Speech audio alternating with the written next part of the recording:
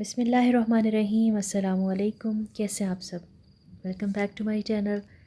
آج کی اس ویڈیو کا آغاز میں اس پیاری سی بچی سے کر رہی ہوں۔ یہ ان دنوں کی بات ہے جب ساؤتھ افریقہ میں لاک ڈاؤن نہیں لگا تھا، مے بی 2 یا 3 دن پہلے کی بات ہو، جب گورنمنٹ نے اناؤنس کر دیا تھا اباؤٹ لاک ڈاؤن، تو سینیٹائزرز اور ماسک اور گلوز ہر چیز کی کمی ہو گئی، ہر چیز کی شارٹیج ہو گئی تھی۔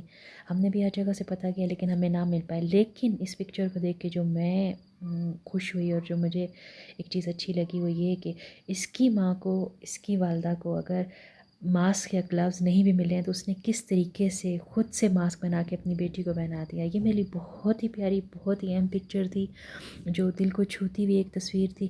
سوچا آپ سب سے بھی شیئر کروں کہ سم ٹائم ہم مسائل کا رونا روتے ہیں، سم ٹائم ہم بہانہ یا الزام کسی اور چیز پہ ڈال دیتے ہیں، سم ٹائم بہت سے ایسے موقع ہوتے ہیں جب ہم سب کچھ کر سکتے ہیں، بہت کچھ کر سکتے ہیں، لیکن ہم کچھ نہ کچھ کسی اور پہ ڈال کے تو بالکل ریلیکس ہو کے بیٹھ جاتے ہیں۔ تو اس تصویر سے جو مجھے سبق ملا ہے کہ آپ کو کچھ نہ کچھ اپنی طرف سے کوشش ضرور کرنی چاہیے، اور جو نتیجہ ہے وہ اللہ پہ چھوڑ دینا چاہیے، ریزلٹس آپ کو اللہ پہ چھوڑ دینے چاہیے، لیکن اپنی طرف سے آپ کو بھرپور کوشش کرنی چاہیے۔ اور اس کے ساتھ ساتھ میں آپ سے ایک سیڈ نیوز شیئر کروں گی کہ Nigerian president Muhammad Buhari chief of staff جو ہیں ابا کیاری، ان کا سیٹرڈے کو انتقال ہو گیا، اور اس کی ریزن بتائی جاتی ہیں یہی وبائی مرض۔ تو آپ سب سے ریکویسٹ کروں گی کہ جو اس وبائی مرض سے وفات پا گئے ہیں، اور ان جو ابا کیاری ہیں ان کے لیے بھی آپ سب دعا کیجیے گا، ان کے لیے مغفرت کی دعا کیجیے گا، اور جو اس مرض میں مبتلا ہیں آپ سب ان سے ریکویسٹ ہے کہ آپ ان سب کے لیے دعا کریں کہ وہ جلد از جلد صحت یاب ہو جائیں۔ اور اس کے ساتھ ساتھ میں آپ سے ایک اور سیڈ نیوز شیئر کروں گی۔ پاکستانی شبنم صدیق جو ہیں، جو کہ انگلینڈ میں رہائش پذیر تھیں، وہ بھی گزشتہ دنوں اس وبائی مرض کی وجہ سے انتقال کر گئیں، اور ان کے 5 بچے تھے۔ اور یہ شبنم صدیق جو ہیں وہی شبنم صدیق ہیں جنہوں نے 13 سال پہلے بہت ہی خوبصورت 4 بچوں کو جنم دیا تھا، اور ہر جگہ پہ سوشل میڈیا پہ ان کی خوب چرچا ہوئی کہ معجزاتی طور پہ اللہ تعالیٰ نے ان کو 4 خوبصورت بچوں سے نوازا۔ ایک بچہ ان کا اس کے علاوہ ہے، اور اب 5 بچوں کو اپنے سوگواروں میں چھوڑ گئیں۔ میں یہی کہوں گی کہ زندگی میں انسان سوچتا کچھ اور ہے، ہوتا کچھ اور ہے۔ کتنے سالوں پہلے انہوں نے کیا دعا کی ہوگی، اور کتنے التجا کی ہوگی اپنے رب سے کہ انہیں اللہ تعالیٰ اولاد سے نوازے، اور انہیں نہیں معلوم تھا کہ اتنے سال بعد جو ہے یہ اپنی اولاد کو چھوڑ کے اس دنیا فانی سے کوچ کر جائیں گی۔ ان کا سن کے مجھے بہت دکھ ہوا۔ سوچا میں آپ سب سے یہ شیئر کروں، آپ سب ان کی مغفرت کے لیے دعا کیجیے گا، اور اللہ تعالیٰ ان کے بچوں کو صبر دے، اور ان کی فیملی کو اللہ پاک صبر دے، اور اللہ تعالیٰ ان کی درجات بلند کرے۔ آپ پلیز ان کو اپنی دعاؤں میں یاد رکھیے گا۔ اور ساؤتھ افریقہ میں جتنی اس وبائی مرض کی وجہ سے اموات ہوئیں، ان میں 10 جو ہیں وہ ہمارے مسلم بہن بھائی تھے، اور ان کے دفنانے کا وقت بہت ہی جو ہے وہ رقت آمیز تھا کہ کس طریقے سے انہیں ایک تابوت میں بالکل پیک کر کے، ان کے کوئی بھی گھر والے ان کے ساتھ نہیں تھے، اور کس طریقے سے ان کو لا کے ایک ہی جگہ پہ ایک لمبائی میں گڑھا کھود کے 10 جو ہیں وہ تابوت اس گڑھے میں رکھ دیے گئے، اور ایک مولانا صاحب ہیں وہ انہوں نے دور کھڑے ہو کے ان کی نماز جنازہ ادا کی، اور پھر کرین سے ان کے اوپر مٹی ڈال دی گئی، اور پھر بعد میں ان کی جو کیا کہا جائے، جو قبریں ہیں یا قبر ہے اس پہ پھول رکھ دیے گئے۔ تو بس یہی نماز جنازہ تھی، اور یہی ان کا آخری جو ہے وہ رسومات کیا کہا جائے وہ تھیں۔ تو ایک عجیب سا منظر ہے، ایک عجیب سا سما ہے، صرف ساؤتھ افریقہ میں نہیں بلکہ دنیا میں ہر جگہ یہی ہے کہ عجیب بیماری ہے یہ کہ جب آپ اپنے کسی کو رخصت کرنے جا رہے ہوتے ہیں تو آپ اس کے ساتھ نہیں ہیں، آپ اپنے کسی پیارے کو دفنانے کے ٹائم آپ اس کے ساتھ نہیں ہیں۔ تو ان چیزوں کو دیکھ کے بڑا ایک دل میں دباؤ سا محسوس ہوتا ہے کہ کس طرح کی یہ بیماری ہے، کس طرح کی سچویشن ہے۔ اللہ تعالیٰ سے دعا کرتی ہوں کہ یا اللہ پاک خیر و عافیت کے ساتھ جلد از جلد پوری دنیا سے اس وبائی مرض سے جو ہے وہ پوری دنیا کو اس وبائی مرض سے چھٹکارا عطا کر۔ ہم صرف دعا کر سکتے ہیں، اور ہم صرف وہ ساری احتیاطی تدابیر کر سکتے ہیں جن کے متعلق ہمیں بتایا جا رہا ہے۔ ہمیں چاہیے کہ ہم گھروں میں رہیں، ہم باقی نقصان جتنے بھی ہیں وہ سب پورے ہو جائیں گے، لیکن جو ज़िंदगी का नुकसान है वो कभी भी पूरा नहीं हो सकता है। तो सबसे गुजारिश करूँगी, सबसे रिक्वेस्ट करूँगी कि प्लीज़ अपने घरों में रहें, जितना हो सके आप लोगों से अपने आप को दूर रखें, सोशल डिस्टेंस जो है उसको ज़रूर इसको मेंटेन रखें।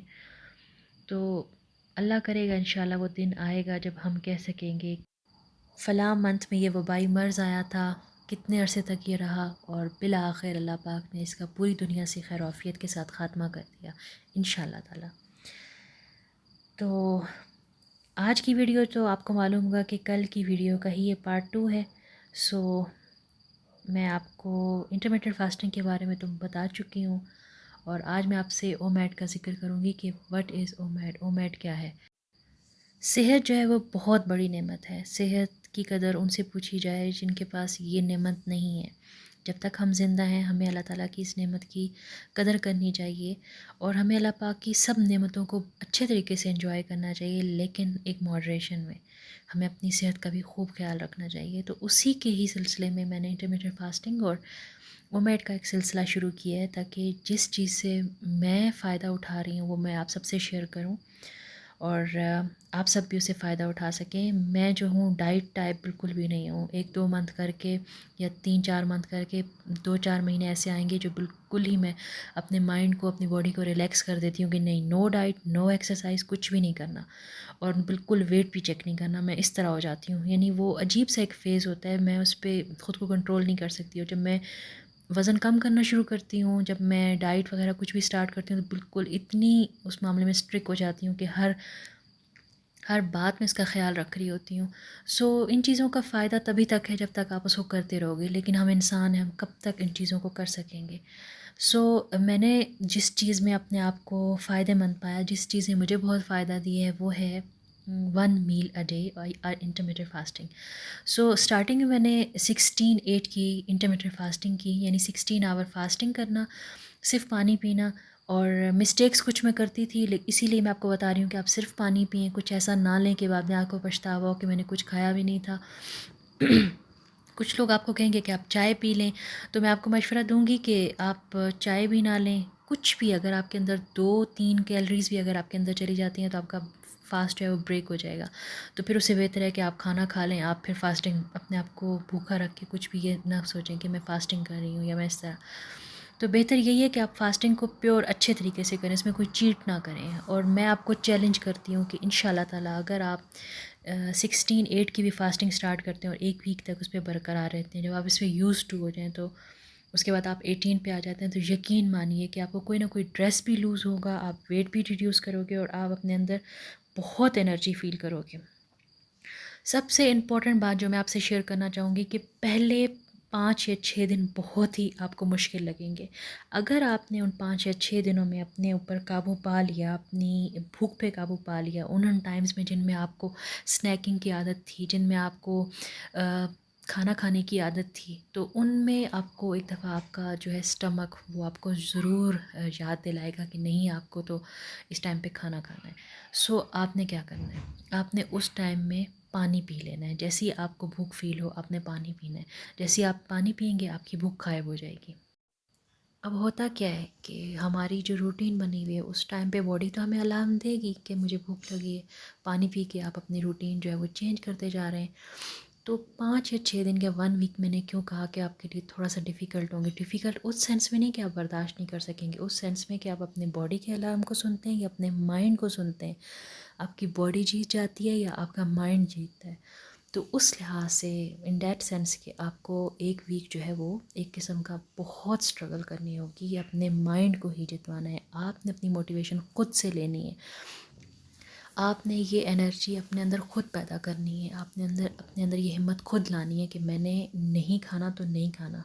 आप जब एक दफ़ा डट जाएँ तो फिर आपको मैं नहीं कह सकती कि हाँ किसी ने कहा तो आप जो है वो हो गए, आप थोड़ा आपने खाना खा लिया, आपने ये, आप डट गए तो आप अपनी रूटीन से हट के बिल्कुल भी नहीं खाओगे। फिर आपको जो रूटीन होगी, आपकी ईटिंग विंडो जो भी बन जाएगी, तो उसमें क्या है कि आप उसमें अगर आप दिन के 1 बजे रखते हैं कि मैंने अपना 1 मील जो है ये इस टाइम पे लेना है, तो आपको उसी टाइम पे भूख लगेगी। फिर स्लोली आपको रात को और सुबह के टाइम भूख लगना ख़त्म हो जाएगी, क्योंकि बॉडी को पता चल जाएगा कि हमें इस टाइम पे खाना नहीं मिलना। تو کیا ہے کہ وہ پھر باڈی یوزڈ ہو جائے گی. تو آپ نے اپنی جو ونڈو رکھی ہوئی ہوگی آپ نے اس میں کھانا کھانا ہے. میں نے اپنی ونڈو جو ہے وہ 2 آورس کی رکھی ہوئی ہے. کیوں؟ کیونکہ ایک پہلے آور میں جو ہے وہ میں کھانا کھا لیتی ہوں. میں کھانا بہت سلولی کھاتی ہوں, maybe 20 minutes, maybe 25 minutes میں آہستہ سا کھاتی ہوں. تو اس کے بعد تھوڑا سا گیپ دے کے ونڈو جب بند کرنے لگتی ہوں, جو سیکنڈ آور کے آخری 10 منٹ ہوتے ہیں اس میں کوئی نہ کوئی اسنیک لے کے اپنے ملٹی وٹامنس لے لیتی ہوں. اور اس طرح پہ میری جو ہے وہ باقی 22 گھنٹے یا 23 گھنٹے کی فاسٹنگ ونڈو سٹارٹ ہو جاتی ہے. پھر اس میں کچھ بھی نہیں کھاتی ہوں, جو مرضی ہو جائے. ایک دن کی بات ہے, اگر انسان سوچے آج کی بات ہے, آج میں چائے پی لوں, آج میں یہ کر لوں, آج میں تھوڑا سا کچھ کھا لوں, یقین کیجئے کہ وہ آپ کی روٹین بن جاتی ہے. پھر آپ اس پہ پکے نہیں ہو سکتے ہو. اگر آپ چاہتے ہو کہ آپ بالکل اسٹرانگ ہو کے اس پہ عمل کر سکیں اور اس کو کر سکیں, تو آپ پلیز پلیز یہ جو آج کر لوں اور آج کر لوں والا کام مت کیجیے گا. آپ نے پکی سچی والی فاسٹنگ کرنی ہے. اور سائنس نے بھی پروو کر دیا ہے کہ فاسٹنگ کے بہت زیادہ فوائد ہیں. اور اس پہ بھی میں ایک ویڈیو بناؤں گی کہ فاسٹنگ سے آپ کی باڈی کو کتنا فائدہ ہوتا ہے.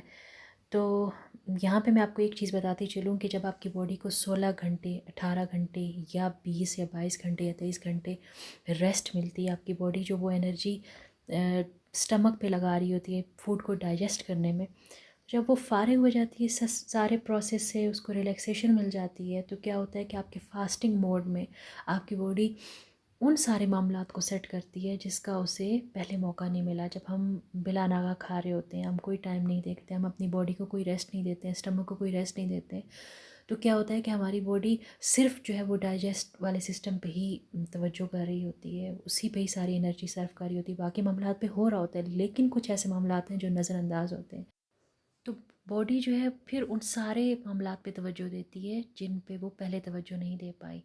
اور کہا جاتا ہے کہ اگر آپ کی باڈی میں خدا نہ خواستہ اگر کینسرز کے سیل بھی ہیں, تو فاسٹنگ ایک ایسا پروسیس ہے جس میں باڈی ان سیلز کو کھا جاتی ہے, ان کو ختم کر دیتی ہے. تو آپ کی باڈی جو ہے وہ ریپیئر ہوتی ہے, جہاں جہاں پہ اس کو ریپیئر ہونے کی ضرورت ہے فاسٹنگ کے ہی پروسیس میں اس کو ریپیئر ہونے کا ٹائم ملتا ہے, ورنہ آپ کی باڈی کو یہ ٹائم کبھی نہیں ملتا. اور اس سلسلے میں ایک جلدی نئی ویڈیو بنانے والی ہوں جس میں آپ کو بتاؤں گی کہ فاسٹنگ سے آپ کی باڈی کو کیا کیا فائدے حاصل ہوتے ہیں. اگر آپ کا کولیسٹرول زیادہ ہے, اگر آپ کا انسولین لیول صحیح نہیں ہے, آپ کا ویٹ زیادہ ہے, تو ان سب باتوں میں فائدہ مند ہے. لیکن اس کے علاوہ بھی بہت بہت فائدے ہیں جو میں آپ سے نیکسٹ ویڈیو میں شیئر کروں گی.